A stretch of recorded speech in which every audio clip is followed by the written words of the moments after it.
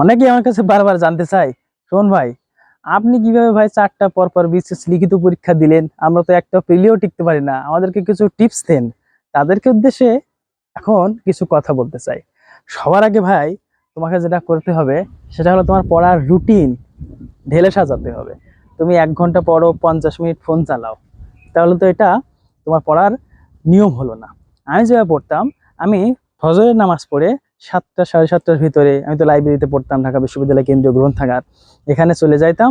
ওইখান থেকে 8টার সময় তো লাইব্রেরি খুলতো, 8টা থেকে ঠিক 12টা থেকে 12:30 পর্যন্ত পড়তাম।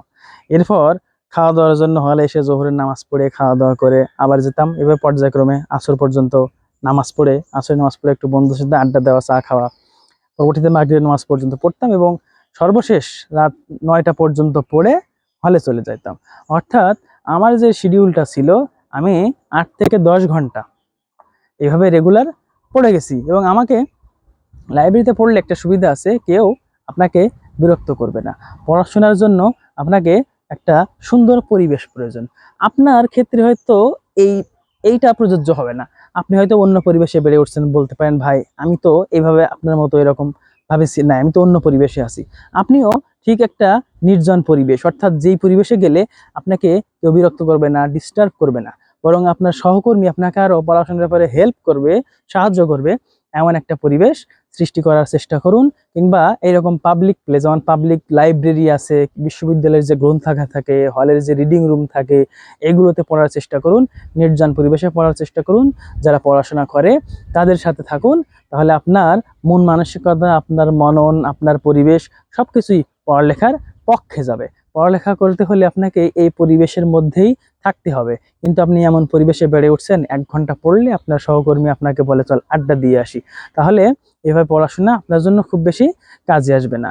এভাবে আপনাকে কোনো লাইব্রেরি কিংবা কোনো হলের যে রিডিং রুম, এই সমস্ত জায়গাগুলোতে আপনাকে যখন পড়বেন তখন নন স্টপ পড়বেন, অর্থাৎ একটানা পড়ে যেতে হবে। এবং এভাবে একটানা পড়ে গেলে আপনার পড়ালেখার মধ্যে মনোযোগও থাকবে। আর সুযোগ পেলে আপনি রাতে 1 ঘন্টা বা 1.5 ঘন্টা পত্রিকাও পড়বেন। অর্থাৎ আপনার শুধুমাত্র বুকিশ ল্যাঙ্গুয়েজটা কিন্তু চাকরি পরীক্ষার ক্ষেত্রে পরিপূর্ণ হেল্পফুল হবে না। আপনাকে দেশ এবং দেশের বাইরের খোঁজখবরও কিন্তু, কোথায় কি ঘটছে সেই খোঁজখবরও রাখতে হবে।